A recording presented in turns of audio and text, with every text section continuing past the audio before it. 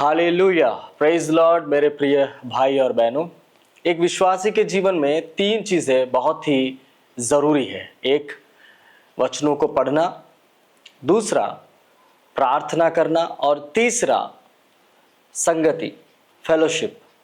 आज हम में से कई सारे भाई बहन ऐसे हैं जिनके अंदर प्रार्थनाएं अच्छी है, वचन भी बहुत अच्छे से मनन कर रहे हैं, लेकिन जो संगति है वो कहीं ना कहीं मिसिंग है। एक अच्छी संगति ना होने के वजह से चर्चेस में यानी कि कलीसियाओं में कई दरारें आती है, कुछ परिवारों में दरारें आती है। वचन कहता है कि परमेश्वर ने कलीसिया को अपने लहू से खरीद लिया है, आपको और मुझे भी उस लहू के द्वारा खरीदा गया है। लेकिन आज के परिस्थिति में यानी कि वर्तमान में हम देखते हैं मेरे प्रिय भाई और बहनों, हम चर्च जाते हैं, हम कलीसिया में जाते हैं और अच्छे से वचनों को सुनते हैं, आराधना करते हैं, प्रार्थना करते हैं, लेकिन जैसे ही आराधना खत्म हो जाता है, जैसे ही वचन खत्म हो जाते हैं, हम तुरंत घर आ जाते हैं। हम वहाँ रुकते नहीं हैं, ना ही किसी से बात करते हैं, ना ही किसी को समझने की कोशिश करते हैं। आपको पता है, पुरानी कलीसिया यानी कि सबसे पहली कलीसिया, जिसे आदि की कलीसिया भी कहा जा सकता है, वो कलीसिया इतनी मजबूत क्यों थी? वो इसीलिए इतनी मजबूत थी क्योंकि लोग वहाँ पर प्रार्थना करते थे और साथ में एक अच्छी संगति को लेकर के चलते थे, है ना। प्रेरितों की किताब अगर दूसरा अध्याय उसका 46वां और 47वां वचन यदि मैं पढ़ूं तो उसमें इस तरीके से लिखा है, वे प्रतिदिन एक मन होकर मंदिर में इकट्ठे होते थे और घर घर रोटी तोड़ते हुए आनंद और मन की सिधाई से भोजन किया करते थे और परमेश्वर की स्तुति करते थे, और सब लोग उनसे प्रसन्न थे और जो उद्धार पाते थे उनको प्रभु प्रतिदिन उनमें मिला देता था।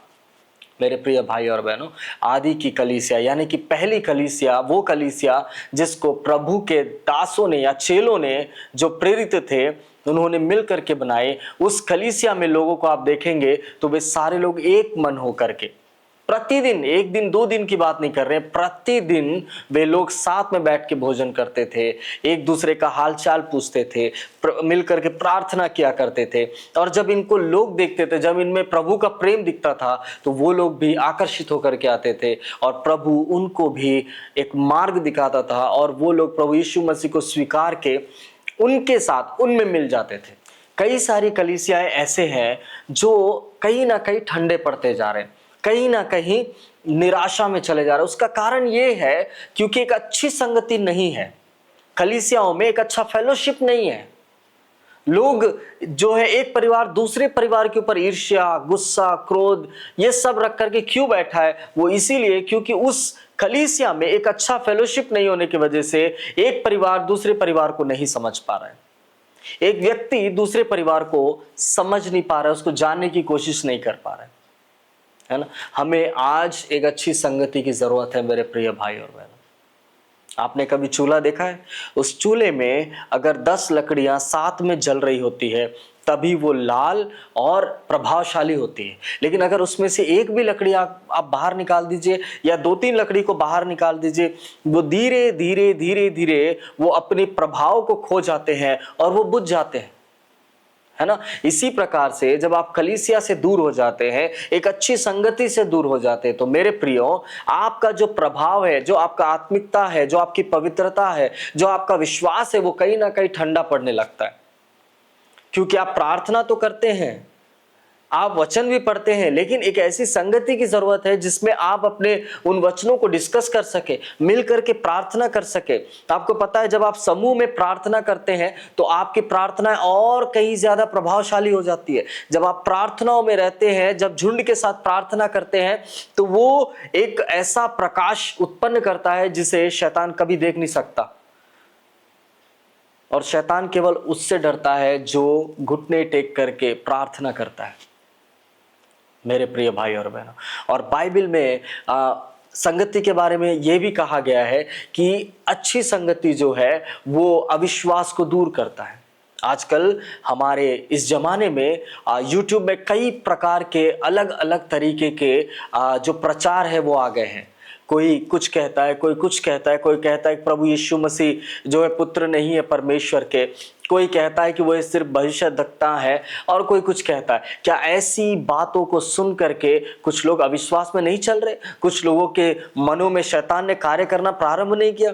सोचिए यदि वो एक अच्छी संगति में होते और संगति में उन सारे भाई बहनों के साथ मिल करके इस प्रश्न का, इस जो डाउट है उसका अगर डिस्कस किया जाता, बातचीत किया जाता, तो क्या इसका निवारण नहीं निकलता? क्या इस प्रश्न का उत्तर हमें नहीं मिलता?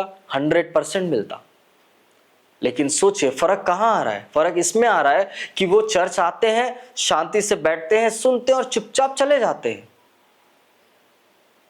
लेकिन आज परमेश्वर चाहता है कि हम सभी मसीह भाई बहन एक अच्छे संगति में रहें और हम सभी लोग मिल करके परमेश्वर की आराधना करें।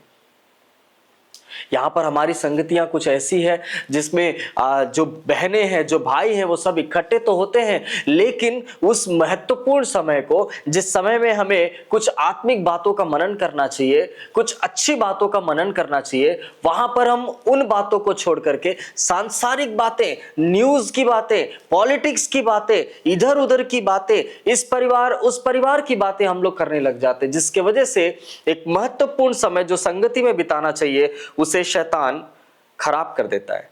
आज शैतान नहीं चाहता कि एक विश्वासी का झुंड जो है वो उसके राज्य को समाप्त कर दे, शैतान के राज्य के नींव को हिला दे, वो नहीं चाहता। इसलिए हमें कभी भी एक अच्छी संगति में रहने नहीं देता। मेरे प्रियो, आज आपको समझने की आवश्यकता है, आज आपको सोचने की आवश्यकता है कि क्या मेरी संगति सही है? क्या मैंने जो संगति बनाकर रखी है, क्या वो लोग एक अच्छे विश्वासी हैं? क्या वो लोग वचनों पर मनन करने वाले लोग हैं या नहीं हैं? आप किस प्रकार की संगति चाहते हैं? परमेश्वर ने आपको एक अच्छा मसीही समाज दिया है, एक अच्छी कलीसिया दिया है, एक सुंदर सा भवन दिया है, चर्च दिया है आपको, ताकि आप उसमें आएं और एक अच्छी से आराधना करें, सब लोग खुशी खुशी से एक साथ खाना खाएं, सभी लोग खुशी के साथ परमेश्वर की आराधना करें। लेकिन आज ऐसा नहीं है। कुछ लोग कहते हैं कि अगर ये परिवार आपके चर्च में आएगा तो हम नहीं आएंगे, अगर ये यहां बैठेंगे तो हम यहां नहीं बैठेंगे। क्यों? ऐसी दरारें क्यों हैं? आप एक कलीसिया के मेंबर तो हैं, लेकिन आपका मन उनके साथ लगा नहीं है। आप एक मन नहीं होने की वजह से आप अपनी कलीसिया में उन्नति का कारण नहीं बन रहे होंगे। एक बार आप सोचिए, परमेश्वर आपको प्रभावशाली होता हुआ देखना चाहता है, आपको परमेश्वर सामर्थ्य के साथ इस्तेमाल करना चाहता है। तो उसके लिए सामर्थ्य की आवश्यकता भी तो है, और यह सामर्थ्य कब मिलती है? जब हम सभी वचनों को, प्रार्थनाओं को एक झुंड में लेकर के करते हैं। जब कलीसिया के ऊपर एक विपत्ति आती है, जब कलीसिया के ऊपर एक प्रकार की चिंताजनक समस्या आ जाती है, तो पूरी कलीसिया बैठ करके दुआ करना चाहिए। क्यों पूरी कलीसिया को बैठ करके दुआ करने की जरूरत है? अगर पूरा कलीसिया बैठ करके दुआ करेगा तो कहीं ना कहीं वो प्रभाव इतना ज्यादा होगा कि वहां का हर प्रकार का वातावरण भी बदल जाएगा। हालेलुया। आशा करता हूं कि आप लोगों को समझ में आया होगा कि हमारा जो 3 आधारभूत स्तंभ है एक अच्छे विश्वासी को उभरने का, उसमें पहला है वचनों को पढ़ना, प्रार्थना करना और साथ ही साथ एक अच्छी संगति रखना। एक अच्छा फेलोशिप रखिए, एक अच्छी संगति रखिए, ताकि परमेश्वर उस फेलोशिप के द्वारा आपको कई सारी बातों को सिखाए, कई सारी उन्नति के शिखर में लेके जाए और आप प्रभु के विश्वास में आगे बढ़ते जाए। आमीन। आइए प्रार्थना करते हैं।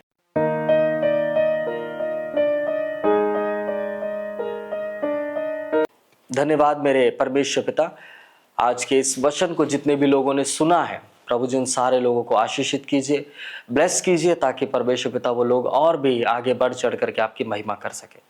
परमेश्वर जिन्होंने सुना है उनके दिलों की गहराइयों में ये वचन और भी अधिकाई से बसने पाए, आप ऐसा अनुग्रह कीजिए। धन्यवाद देते यीशु के नाम से मांगते पिता, सुनिए और ग्रहण कीजिए। आमीन। Praise the Lord. जय मसीह की।